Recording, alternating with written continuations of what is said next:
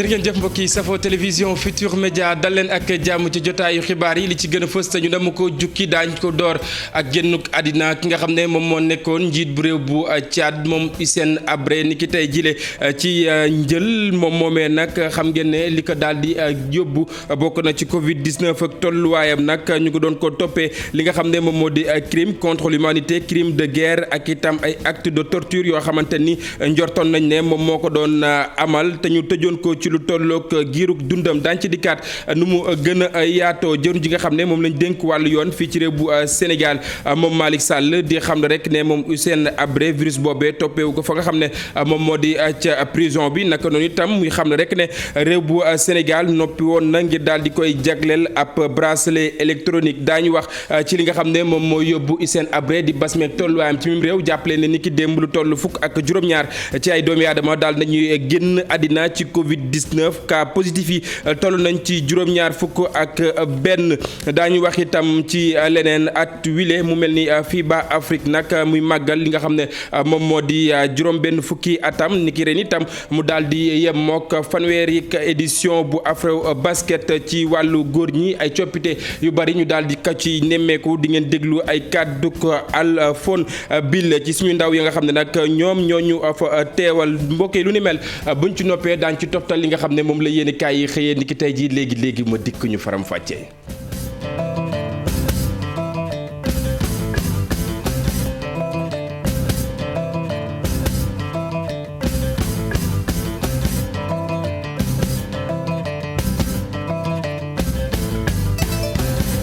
jërë ngeen jëf mbokk téléspectateur yu télévision Futur Média ginnaaw bi ñu leen yoo ci gën gi nuyu xibaar yi ñu doore kook mbas meeg tolluwaayam ci mim réew jàppale ne ni ki démb lu tollook fukk ak juróom-ñaar ci ay doomi aadama daal nañuy toftalu ci lim bi nga xam ne ñoom ñoo ci jot a dëddu cas positif yi mi ngi toll ci juróom-ñaar fukk ak benn ci ay cas positif yoo xamante ni am nañu ko juróom benn fukk ak benn ci ay cas communautaire di ay doomi aadama yoo xamante ni am nañu Covid 19 te xamuñu rek fan la ñu ko jëlee ñeent fukk ak juróom ci ay cas grave yoo xamante ni nag ñu ngi saytu seen wàllu wér-gu-yaram ca kër docteur jàppale ne cas grave yi jamono yi nag daal dinañuy wàññeeku ñaari junni ak juróom benn téeméer ak juróom-ñett fukk ak ñett ci ay test la ñu def ni ki démb ci altine ji jàppale ne boobaak léegi nga xam ne coronavirus daal dinay gën a si réew bu Sénégal lu toll ci junni ak juróom benn téeméer ak juróom-ñeent fukk ak juróom-ñaar ci ay doomi aadama ñoom ñoo ci rek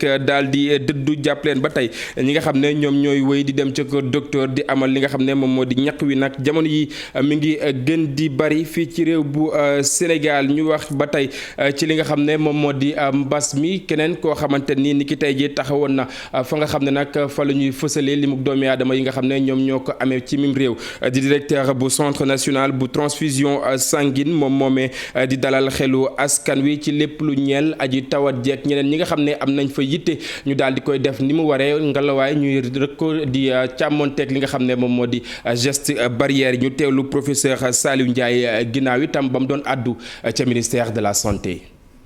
bi mbas mi commencé ba léegi ñi nga xam ni dañ daan dem di maye deret lim bi wàññeeku na lool boo seetlee téeméer bu nekk fukk ak juróom wàññeeku na ci bu ñu comparé 7 premiers mois yi nga xam ni moom mooy 2021 par rapport ak les 7 premiers mois avant la période de pandémie loolu nag li ko waral mooy que nit ñi ci dëkk ba ci njëlbeen bi dañu xamul woon tellement risques yi nga xam ni deret mun na ko am ak Covid il faut quand même aussi noter que période boobu tamit rassemblement yi comme wàññi woon nañu ko ñu bëri duñu woon am occasion wu di dem di may deret léegi nag am nañu 2 ans de recul te am na tamit ay information ay connaissances scientifiques avérées yoo xam ni dinañu permettre ñu leeral ñeenti tomb bi si njëkk mooy par rapport ak deret moom ñëpp xam nañ léegi que ni mënul nekk jaarukaayu virus bi fi mu nekk nii bu ñuy xool ci lim lu toll ci 210 millions de cas de Covid am na ci àddina bi te kenn ci ñooñu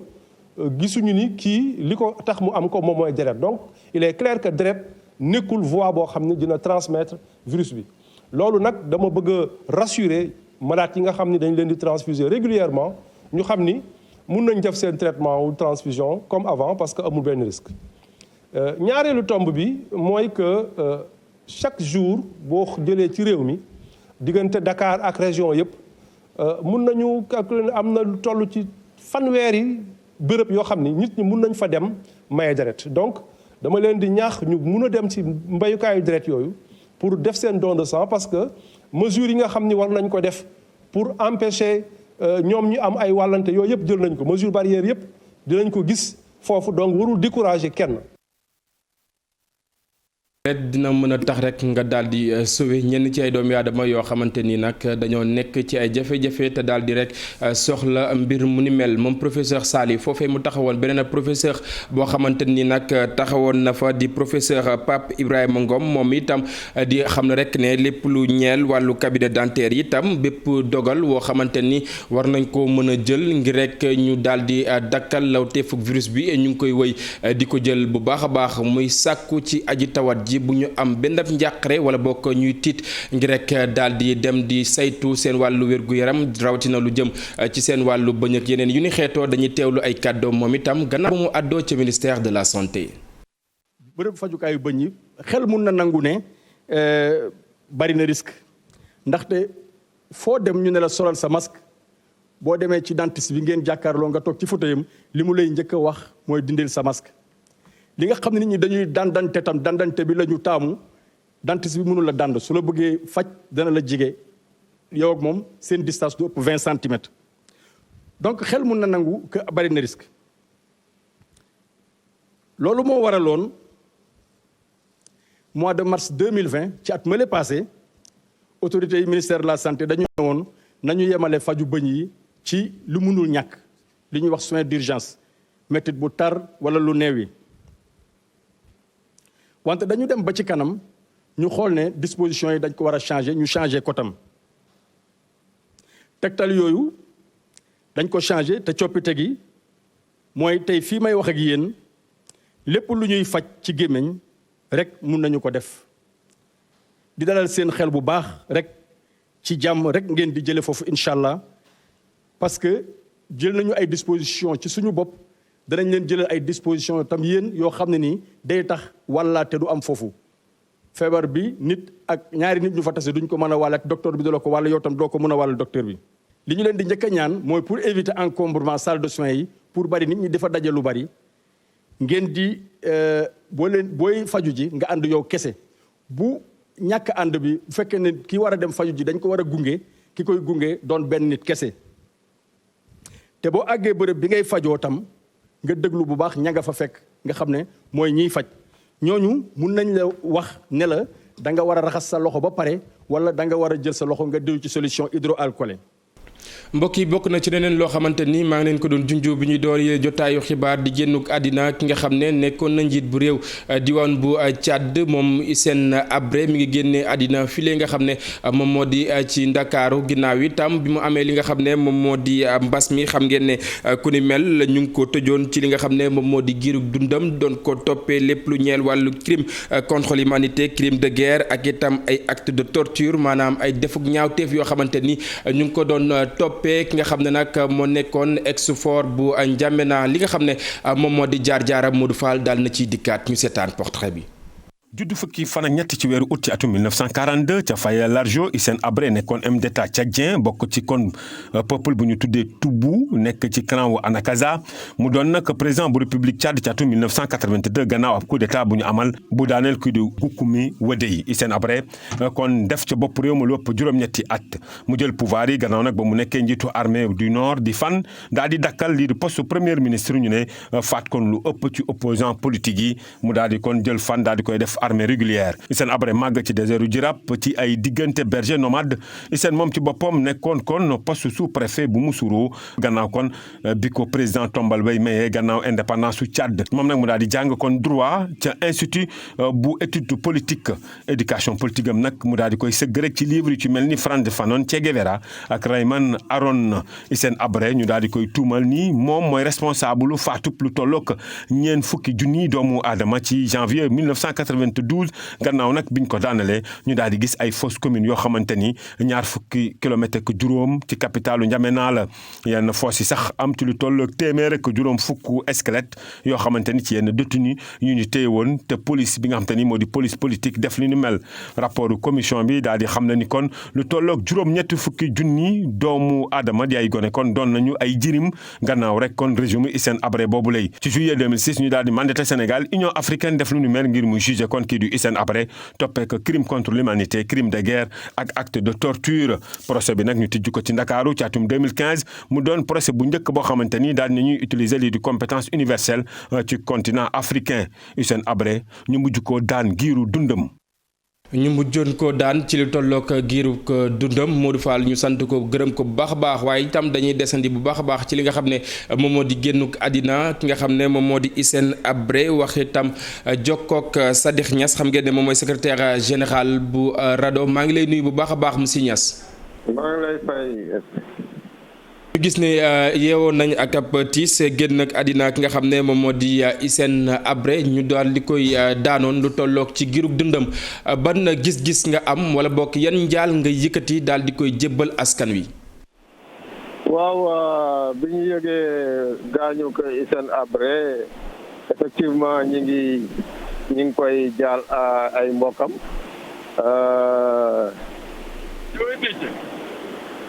ñu ngi koy jaal mbokkam yëpp di jaal askanu Sénégal ak waa Tchad di tamit naqarlu li nga xam ne am ay regret aussi ci anam yi nga xam ne ci la faatoo mooy ci affaire Covid bi ndax ñun yaa 3 semaines rek defoon nañu alerté ñaanoon pour ñu yaatal denc bi waxuñu woon ñu bàyyi ko sax waaye ñu xaw ko féexal tuuti ba nga xam ne mbas mi dinañ ko maîtriser ba situation bi jëlaat normal mu delluwaat comme nañ ko defee woon ci vague bu njëkk ba malheureusement loolu amuloon ba faatu na ci anam bi yàlla moo ko dogaloon ñu ngi koy naqarlu di jaale askan wi yëpp Sénégal di jaale mbokkam yi di jaale jabaram ak waa Tchad yëpp di tamit jox yóbbante ñi nga xam ne ñooy Union africaine parce que Hissène Habré ba ñu ko tëjee diiru dundam xalaatoon nañ ne ci kaso bi lay faatu anam yi nag la ñu xaw a naqarlu anam bu mu faatoo ci ay feebar ak ay jafe-jafe waaye ku ñu gis diiru dund moom xalaat nañ ne ci kaso ngay faatoo waaye réparation yi nga xam ne dañu ko dictéloon aussi tribunal bi waxoon nañu def ko ba victime yi ñu réparer leen ñu am seen droit aussi ñu dàmp leen réparation yooyu dañu war a éviter mu naax saay ñu ne Hissène Habré faatu na rek yaa ñu tëj dossier bi loolu daal la ñuy xaw a tiit di wax Union africaine mu fexe def lépp lu nga xam ne mën na ko ba nga xam ne fond bi nga xam ne moom la ñu teg kees bi ñu ubbi woon pour def ci xaalis di mën a compenser di dimbale victimes yi réparer leen kees googu ñu alimenté ko def ci xaalis boo war ba nga xam ne victimes yi tam dinañ am seen droit am seen ak loolu daal mooy li nga xam ne sentiment yi ñu am ak recommandation yi ñu am ci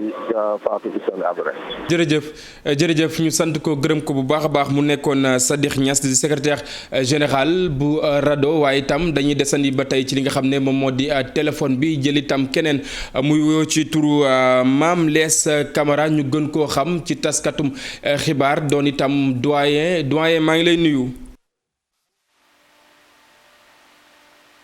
nga xam ne moom moo di Mame Less Camara du ñàkk itam balaa rek ñu yëkkati jotaay bi daañ ko rek déggante ak moom mu yëkkati kàddu yi nga xam ne dina ko jébbal askan wi ginnaaw génnuk àddina ki nga xam ne moom moo di Hissène Habré génnuk àddina googee daañ ci desandi ba tey wax itam ak jëwriñ ji nga xam ne moom lañ dénk wàllu biir réew moom Malick Sall li mu xamle moom moo di Hissène Habré jëlewul virus bi fi nga xam ne moom moo di prison bi naka noonu itam njiit bu réew bu Sénégal wala boog gouvernement bu Sénégal noppi woon na ngir daal di koy jébbal ab bracelet électronique kàddu yu ni mel mi ngi koy yëkkati ginnaaw édition spéciale yi nga xam ne jagleel nañ leen ko woon tey jii ci suba Faty Dieng ak itam ki nga xam ne moom moo di Pape Djibril Fall doon ko def ñu teewlu.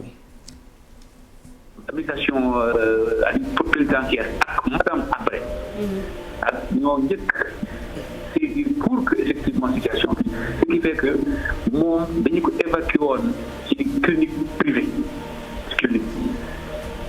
nekkul affaire bi fekku ko clinique privée non fekku ko ci prison. dafa ko fekk ci clinique privée boo xam ne moo gën a activé ci Sénégal la ko maladie bi foofu la ko jël te yàlla xam ne maa ngi koy defee di waa station pénitentiaire defoon nañ seen pour ne prison la gën a wóor parce que foofu am na mais xam nga yëpp yàlla rek mais comme famille bi dafa xaw a feebloon dafa xawoon manqué ay force ñu yóbbu ko donc administration pénitentiaire laaj man ma autorisé leen yóbbu ko ci clinique boobu pour que ñu faje ko traité jox ko force pour que ñu préparé ko li ñu doon jooytoo ñun ñoo ci gënoon taxaw président de la République moo ci gënoon taxaw parce que gis ngeen ni que depuis maintenant 6 mois ñu ngi doon liggéey ci bracelet électronique te man mii lay wax maa ngi lay wax ni que bracelet bi lépp pare na woon procédure judiciaire bi pare na installation yi technique yi pare na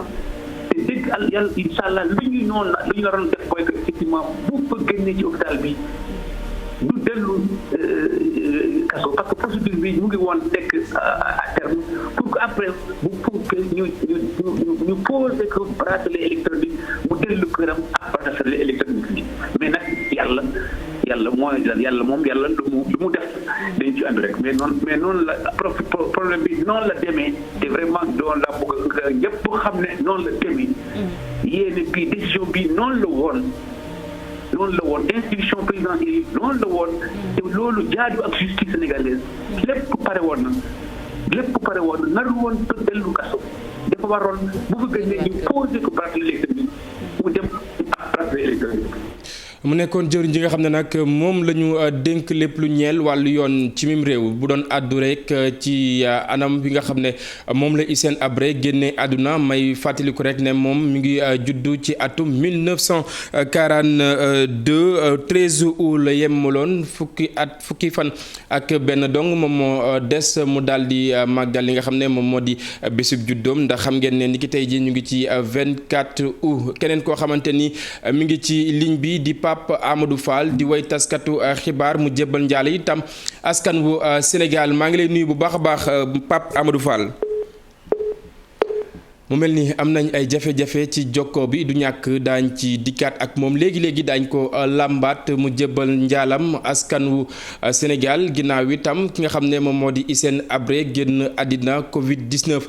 daal di koy yóbbu rek moom Hissène Habré xam ngeen ne atte woon nañu ko daal di koy daan lu tollook diiru dundam tubaab di ko wax perpétuité ñu doon ko toppee lépp lu ñeel wàllu crime contre l'humanité crime de guerre ak itam acte de torture maanaam ay doomi aadama yoo xamante ni moomee di ex-fort bu N'Djamena mi ngi leen doon bundu xataal ak yeneen yu ni xeetoo yooyu lañ ko doon toppee ba doon ko àtte fii nga xam ne moom moo di fii ci réew bu Sénégal ni ki tey ji ci suba la rek daal di dëddu bu fekkee bu mu jokkoo bi ñi nga xam ne bëgg nañu waxtaan ak ñoom ñu jébbal itam seeni jàll askan wi rek yemb na ñu daal di leen di rek daal di jël di fàttali ki nga xam ne nag moom moo di Hissène Habré mi ngi juddu ci atum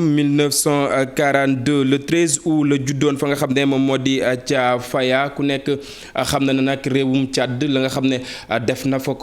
ko fa moom Hissène Habré coow la nga xam ne itam bàyyi na ko fa boobaak léegi ca la ñu ko doon toppee ñu bëri ca askan wi itam jàppoon ne rek baaxul ca ñoom ndax itam bunduxataal wa nga xam ne moom leen ko doon bunduxataal waaye itam lu tëw ta xam jota yàkkamti ndax itam ñi nga xam ne ñoom ñoo dugg léegi ku ci mel ni nag secrétaire général bu RADDHO di Sadikh Niass li muy sàkku moom moo di dossier boobee nag bu ñu ko dugal ci tiroir yi ñu daal di ba rek ñu daal di xam mbir yooyee nag ana fan la féetee Covid 19 daal di koy faat jëruñ ji nga xam ne moom lañ dénk wàllu yoon moom Malick Sall di xam ne rek ne boobule virus moom Hissène Habré jëlewu ko ci li nga xam ne moom moo di prison bi ay leeral la yoo xamante ni gouvernement bu Sénégal daal na ko yëkkati bu mu jokkoo bi mu mel ni nag Mame Less Camara mu ngi ci doyen maa ngi lay nuyu bu baax a baax di la jox sa wàccuwaay. maa ngi lay fay Mame Birame. d'accord bu fekkee rek am na ay kàddu yoo bëgg a yëkkati jébbal ko askan wi wax itam ci anam wi nga xam ne Hissène Habré daal dina koy dëddoo. waaw xam nga Hissène Habré ñu ngi ko commencé xam bi muy xeex pour jël nguur gi foofu ci Tchad doon xeex ak Goukouni Waday waaye doon xeex ak ay nit ñoo xam ne Libye la ñuy jógee dem nañ sax ba sanc ci benn wàll bu Tchad moom ñu bari ci Afrique nag doon ko jàppale ba France ci boppam France bi ko mujjee daaneel temps yooyu daan na ko jàppale muy xeex ku ñu doon wax Goukouni Waday moo ko jiitu woon ci nguur gi avion yi doon bombardé Goukouni Waday moomu di jàppale Hissène Habré fii lañ doon jóge base militaire France Ouakam bi ay avion Jaguar avion de chasse fii lañ doon jóge bu ñu demee ba ci yoon wi ay yeneen avion mbànd ñëw solal leen carburant pour ñu mën continuer dem ba ñëw am na ñu bëri fii ci Sénégal doon naqarlu loolu parce que dañ ne Sénégal dafa bàyyi France di jëfandikoo suufu Sénégal ngir dal ci kaw Hissène Habré ci kaw Goukouni Waday parce que Goukouni du woon ki France faral li yàlla di def moom ci boppam bi mu daanoo bi ñu foqatee nguur gi ci loxoom France Sénégal la Hissène Habré ñëw laqatu ci ba fii la mujjee génne àddina mu mel ni daal am na lu lëkkale Hissène Habré ak Sénégal nit la nag koo xam ne dafa naqaree àtte dafa baax dafa bon def na lu baax bi muy xeex ngir dëkkam Libye bàyyi ko te ci wàllum xeex am na ay yu bees yu mu génne ci xeex ndax char de combat yi foofu lañ nekkoon ñoom amuñu char de combat ay L200 yi la ñuy jëloon teg ci mitrailleuse te ñu gis ne noonu lañ doon faagaagale char de combat wu Hissène Habré yi ak ay lance-roquette anti-char yu ñu ko kiyoon ay missile Roland loolu yëpp dafa nekk ay jëf yoo xam ne Hissène Habré nit la koo xam ne mu bon mu baax àddinaam daal def na la mu waroon a def la mu xalaat ne loolu la waroon def na mu ko defee nag du li nga xam ne nit ñi nangu nañ. jërëjëf mu nekkoon ki nga xam ne moom moo di Mame Less Camara di way taskatu xibaar doon itam lu nga xam ne moom moo di suñu ak doyen doon addu ci yenn ci ay kàddu yoo xamante ni xam na ko ci jëmm joojee nga xam ne daal na fi dëddoo di Hissène Habré nekkoon itam ex homme fort bu N'Djamena ci fàttali rek ne mi ngi génnee àddina ginnaaw itam bi mu làqee ci lu tollook juróom-ñaar fukki at ak juróom-ñeent maanaam 79 ans la génnee daal di génne àddina ñu dencoon ko fii ci réew bu Sénégal daanoon yi itam lu tollook diirug dundam ci li nga xam ne moom moo di kaso bi ci fàttali ba tey moom Hissène Habré nekkoon na ci bopp réew bu Tchad ci atum 1982 jàpp 1990 ginnaaw itam ba mu fa rek jógee keneen koo xamante ni daañu jokkoo ak moom ci li nga xam ne nag moom moo di jotaay wi di Pape Amadou Fall moom itam way taskatu xibaaral la ñàkkul ay seede yoo xamante ni bëgg na koo yëkkati daal di koy jébbal jëmm joojee nga xam ne daal na fi dëddoo moom Hissène Habré dëkkoon na fii nga xam ne moom moo di ci Wakam fu soriwul lool fi nga xam ne moom moo di croisement bi ak itam njabootam boobaak léegi dégg ngeen ay kàddu ñenn ci ñoo xamante ni jot nañu jëflante ak moom ku ci mel ni jaraaf Youssou Ndoye si suba déggoon ngeen ko ci édition spéciale wi nga xam ne amoon nañu ko képp koo xamante ni jot nga làmboo ak moom comme li Mame Less wax rek mu di nit la koo xamante ni amoon na bëgg-bëgg fa nga xam ne moom moo di fa mu fekk baax di réew bu Tchad amoon itam aw mbébét boo xamante ni bëggoon na ko faa eggali mu mel ni nag moom nag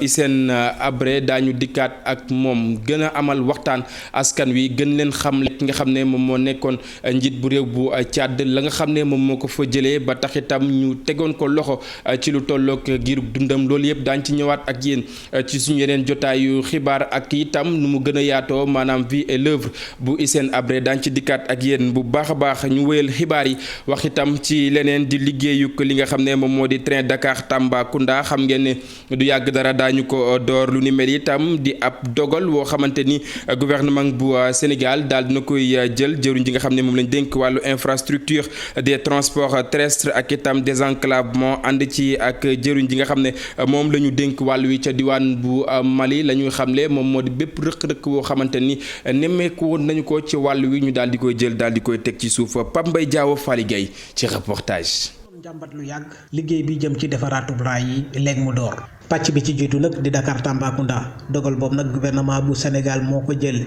ministre bi yor wàllum infrastructure ak transport terrestre di xamle rek ne defaraatu raay boobu mën na doon solution ci accident yi. si dañuy waxtaan ci wàllum corridor bi mooy wàllum yoon bi jógee Dakar dem Bamako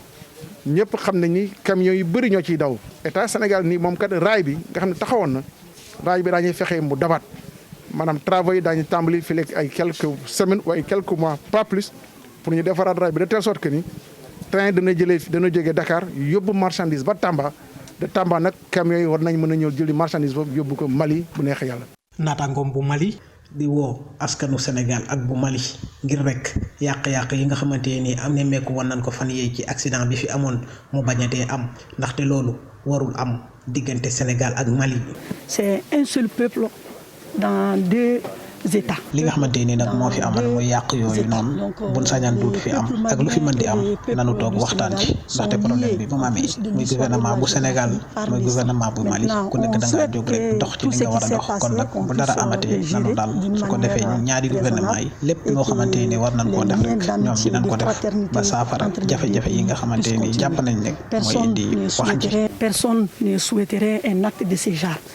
ñaari ministre yi nag nekkoon ca Kaolack ngir rek jébbal njaaru seeni gouvernement famille yi nga xamante ni danoo am ñu ñàkk seen bakkan ci accident bi dem nañ tamit seeti ndaw si nga xamante ni moom kott moo mucc ci accident bi.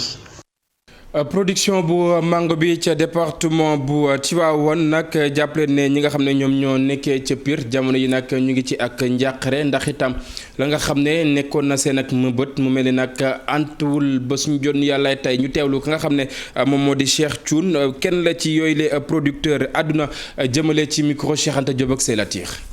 ñun dañu am problème majeur baykat boo xam ne ni baykatu mango la yaakaarul lu toolam mango bi nekk fi ba fin août. gisul ku ko jënd déjà loolu problème la ñàkk jar gi gisuñu exportateurs yi ko jënd cette année ci da ngay interroger ñu naan Covid 19 beeg leneen ak leneen mais moi dama gis ni Sénégal moo liggéeyul ci la mangue parce que tey autour de la mangue ñi ngi ci wax formation yaa ngi dem ñi ngi financer ay projets mais jusqu'à présent baykat bi mënu ci gis boppam donc projet yooyu damay wax état Sénégal na ko jàngataat parce que depuis 1960. ay projet mi ngi ñëw mais toujours ñu ni baykat bi moo war a subir moo war a gis intérêt bi mais du gis dara ren ji tam exportateurs yi moi je me dis que franchement li ma gis amuñu xaalis parce que am na ñu fi jot a dugg sax dañ doon leb te leb boobu ñun dañ koy bañ parce que dañ ci yàgg nax tey ay na baykat yoo xam ne ñu ngi zone ñaay ay millions ñu ngi ci loxoy exportateurs yi ba léegi fayuñu leen problème bi ñu dese majeur moo doon weñ bi avec Green Valley saafara am na ci léegi ci wàllu njaay moo ñu dese. on demande nag képp koo xam ne nii vraiment dafa bëgg a jàppale baykat concernant l'État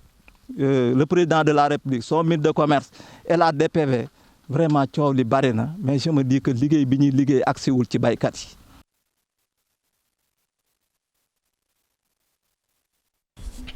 ñu jaajëfal ko bu baax a baax moom Cheikh Anta Diop ak Seylatir yi nga xam ne nag ñoom ñoo doon teewlu yooyu les kàddu nga xam ne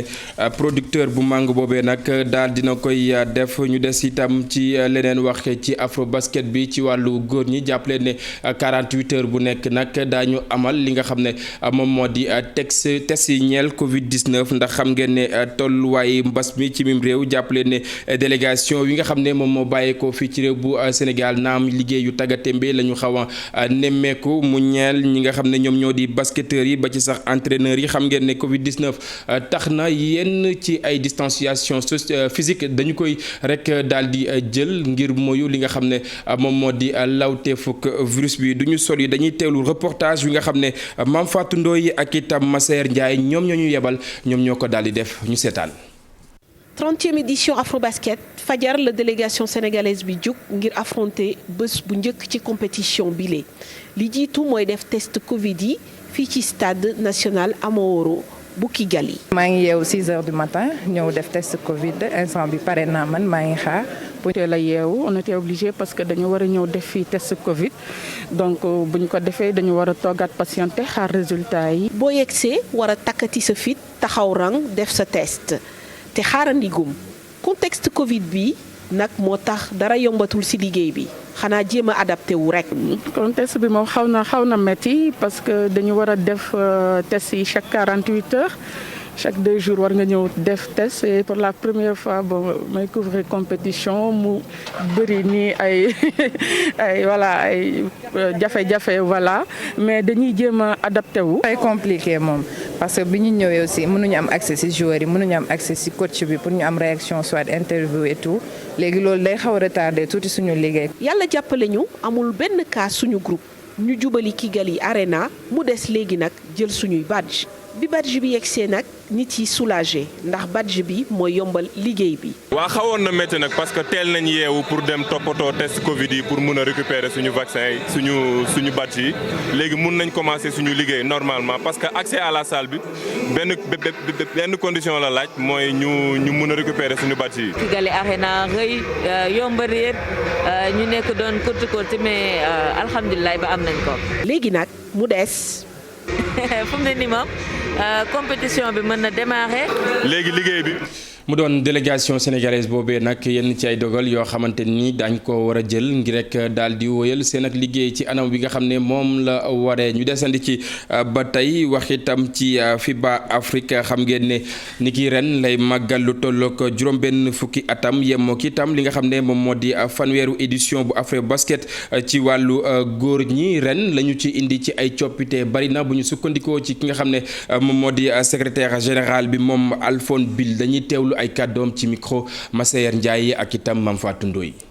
L'attention, d'abord, c'est, je dirais, à 2 niveaux. La première, c'est qu'on puisse organiser cette compétition au Rwanda avec tout le Covid et tous les problèmes qu'il y a. La Covid est... dañu am mbégte ci organiser Coupe d'Afrique bi fii ci Rwanda ndax dañuy sant bu baax waa Rwanda ci li ñu ko organiser ci jamono ji ñu nekk muy jamonoy mbas. loolu nag ñoom miin nañ ko ndax bu yàggul dara organiser nañu fi jongante ak waa États-Unis mu jëm ci baal bi kon xam nañu nu ñuy defee lu ni mel léegi nit ci biir compétition li ma ci intéressé mooy wàccaay bi gis naa équipe yi ku ci nekk woo nga sa ay joueurs fu ne ci àdduna ñu dajaloo waajal bu baax bii la jongante leneen lu ma si gis itam mooy que ni am na juróom-ñaar wala juróom-ñetti équipe yoo xam ne ku ci nekk si ñoom mën nañ laa jiiñ ñi mën ngaa jël raw gàddu gi loolu nag dafay tax yëf yi gën a am solo. te itam gis naa ni bu baax a baax ci wàllu basket bi gaa yaa ngi liggéey te compétition bi dina am niveau lool ndax équipe bi wàññi nañu seen Pastef ngir am ndam ci jongante bi. Dans ces conditions de venir jouer. Et puis le championnat il risque d'être ouvert. C'est comme si nous avions, je dirais, 6 équipes sensiblement du même niveau. Et donc je pense nous aurons la possibilité d'avoir de belles. aywa mbokk yi ñu àddu ci leneen loo xamante ni nag jotaay la ci xibaar yi muy li nga xam ne moom moo gën a fës ci yéenekaay yi ñu ànd ci ak Mamadou Mohamed Ndiaye.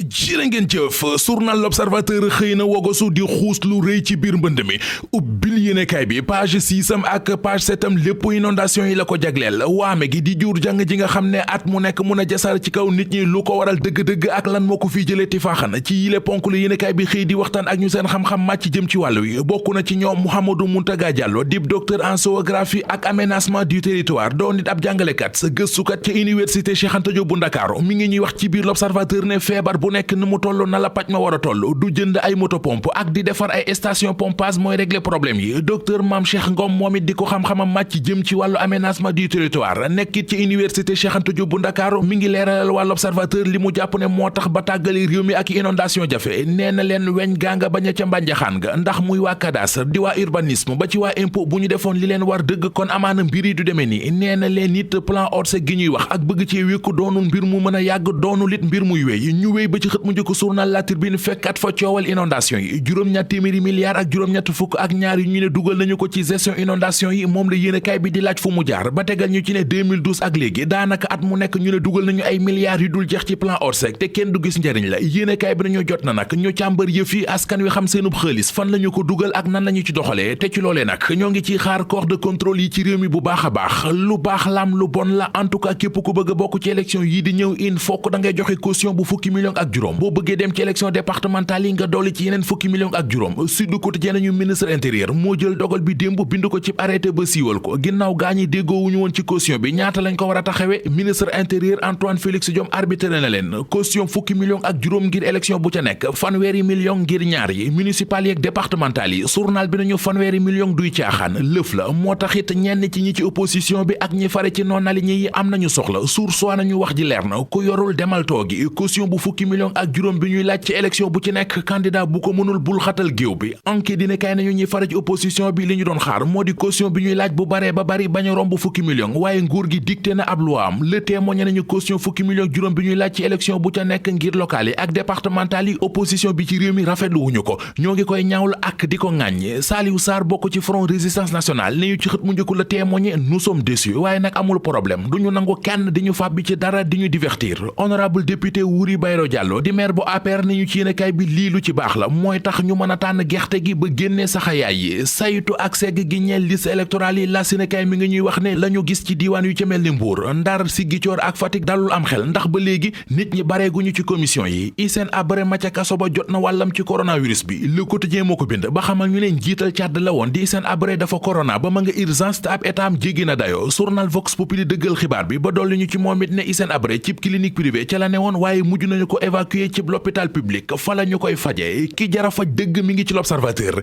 yëral xët mu njëkk yéenekaay bi benn waay la bu ndayam jiiñ na moo sàcc ay takkaayam waa ji mer ci accusation yi tax mu jël taatu fetal dóor ko nday ji ci bopp la yéenekaay nañu waa ji toj bopp yaayam ak taatu fetal Mohamed Lam la tudd.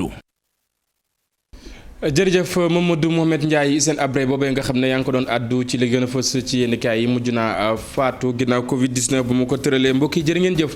fi la ñuy jaar bural jotaay wi dig daje ngoon incha allah 19h30 20h ci jotaay xibaar yi ak rédaction bu télévision Futur Média lu mooy loolee tam ñu bàyyi leen ngeen wëy ak suñu ay programme Mamadou Ndiaye noppi na fësal li nga xam ne moom moo gën a fës ci li xew ci internet bi ginnaaw bi tam ñu leen di ñaanal jàmm te di ko sàkku ci yéen jaa ngeen jëf mbokk yi ñu yendu jàmm.